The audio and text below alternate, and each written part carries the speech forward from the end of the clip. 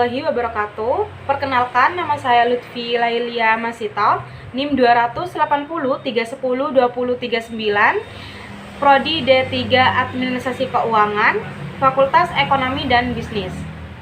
Di sini saya akan memaparkan materi mengenai analisis laporan keuangan.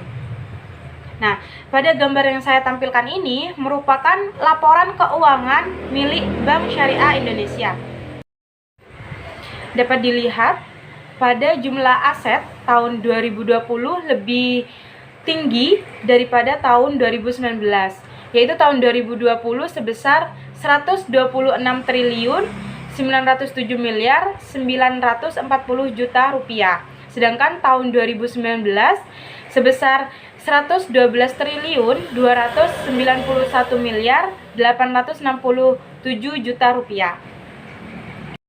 Selanjutnya pada jumlah liabilitas tahun 2020 sebesar 31 triliun 359 miliar 327 juta rupiah.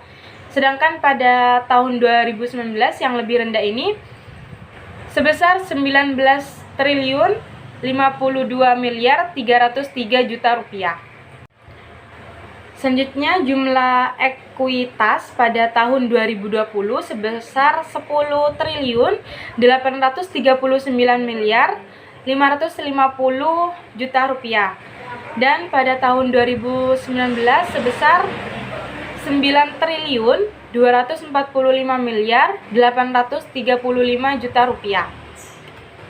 Selanjutnya pendapatan usaha lainnya pada tahun 2020 sebesar 2 triliun 88 miliar 766 juta rupiah.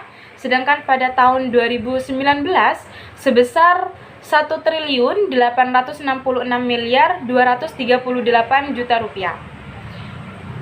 Di sini juga ada laba bersih pada tahun 2020 sebesar 1 triliun 434 miliar 488 juta rupiah. Dan pada tahun 2019-nya ini sebesar 1 triliun 275 miliar 34 juta rupiah.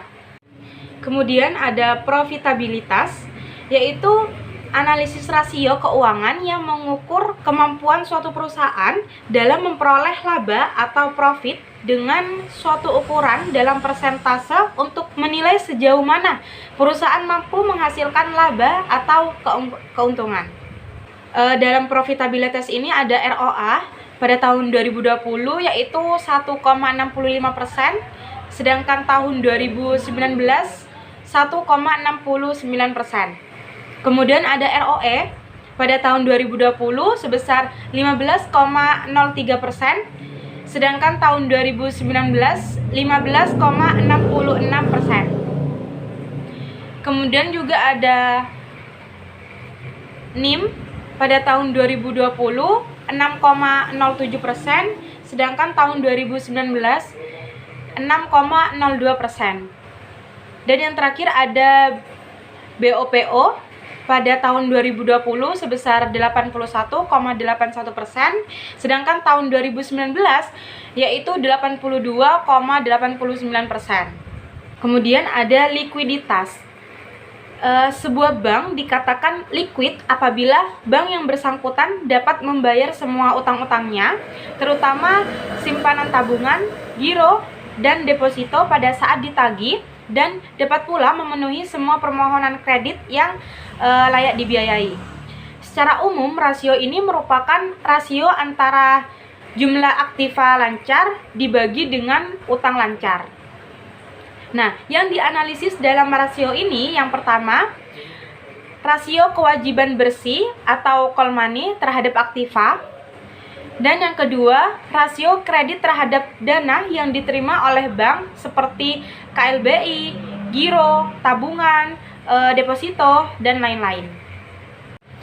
LFR atau loan to funding ratio adalah rasio yang digunakan untuk mengukur komposisi jumlah kredit yang diberikan dibandingkan dengan jumlah dana masyarakat dan modal sendiri yang digunakan dengan surat berharga. Nah, pada tahun 2019 ini sebesar 75,54%, sedangkan tahun 2020 sebesar 73,98%. Kemudian rasio aset likuid terhadap total aset. Pada tahun 2019 sebesar 25,59%, sedangkan tahun 2020 sebesar 30,67%. Selisih rasio likuid terhadap total aset yaitu 5,08%.